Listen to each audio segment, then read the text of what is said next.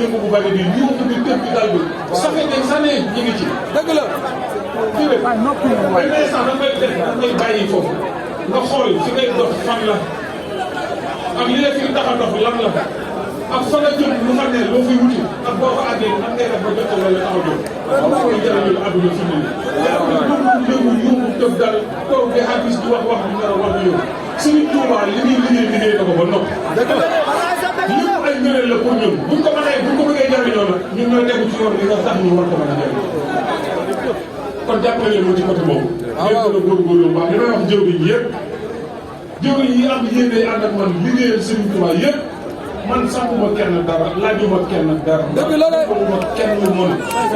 loo xamante ni bii daal da ngeen naan ndigal lenn rek la yàlla sama borom moo digle ñi ci des ñëpp dañuy fàtte leen. yàlla sama borom mooy digle am na ci sëriñ boo xam ne sax yàlla sama borom moo ko digal mu digal la nga def nangam ngir mu musal la ci natt wala mu musal la ci faatu wala mu musal la ci musiba wala mu defal la tawfeex. loolu kon nag ñu ne lépp loo xam ne ñu ngi leen koy wax ci digalu suñu borom yooyu rek lañ koy jëlewaat di leen ko wax. dëgg kon yàlla sama borom moo ci digle keneen diglewul fàttali mën naa ne ak soññee comme nag loolu la ñuy def ak yéen loolu la ñuy def ak yéen gis ne jamono jii ñu ne nii ku fi jaamuwul sa borom gàtt. waaw waaw ku jaamuwul sa borom gàtt. gàtt nga àdduna gàtt nga àlla. dëgg la man nag yéen njaboot gi ma yàlla sama borom boole li ma gën a bëgg mu nekk seen yitte mooy ngeen njëkk a xam lu seen diggante ak seen borom nan ngeen di def ba jaamu. parce que surtout man li ngeen laa soxla ci yéen. waaw waaw na ngeen di jaamu seen borom. na ngeen di jaamu seen borom nu leen war na ngeen sax ci li liggéey heure liggéey bu jotee bu leen ko booleeg leneen dem leen ngeen liggéey. dëgg la.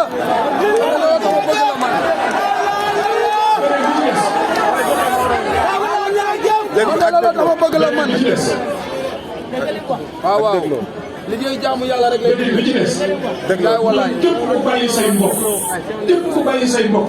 ci mbokki jàmbur mi jël. du leer boo ci ànd ànd wala nga ci say mbokk ba nga bàyyi leen ba nekk ci mbokki jàmbur. boo ko demee lu la gën a métti dina la ko dara doo ko sañ a mën te bu ñu ko yàq.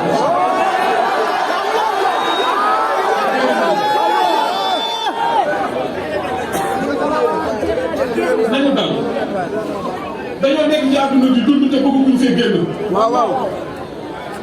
mais non seulement bala ngay àgg ci génn àdduna dafa am yeneen ak yeneen yu nekk ci àdduna yoo xam ne man doomu aadama bi mën na koo rencontré te daray àdduna di am ndax lu ne ngi fa bàyyi leen ku ngeen gis yëkkati seen làmmiñ teg ko ci moom. dëgg la bàyyi leen waxi jàmbur ju ngeen dégg nettali ko bàyyi leen lu ñu dégg ñu di ko nettali ngeen demaat di ko nettaliwaat. ndax am na yoo xam ne làmmiñ di ko tudd.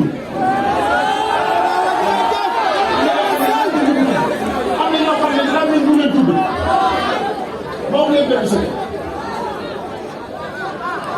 xanaa xamu leen ni ci doomu aadama yi am na ñoo xam ne pour seen gàllaaj jàpp faaw ñu def ay gaaf ñëpp di ko wax ngir seen gàllaaj mën a jàpp. waaw waaw. barki Rasulullah léegi naa dëgg yoon newul na bu ñu ci yóbbaale ndax seen gàllaaj da koy tax a jàpp mooy ci làmmiñu nit ñi lay doon waaye làmmiñu nit ñi lay tax seen gàllaaj a jàpp après dafay am ay conséquences yoo xam ne day delluwaat ci nit ñooñee. il faut ngeen dal il faut ngeen def attention bu baax a baax à chaque fois bu ma jàkkaarloo leen dina wax naan leen dal leen wallaahi bu ngeen gisoon li dama gis beneen yoon. wallaahi sa jërëjëf.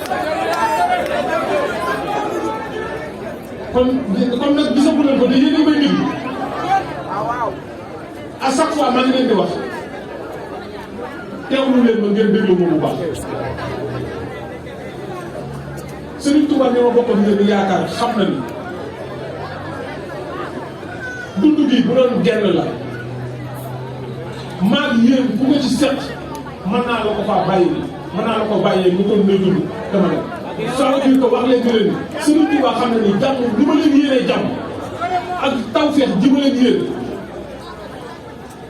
ni ma leen ko yéenee yéen man Serigne Touba xam ne yéen a ma ko doon si sama bopp.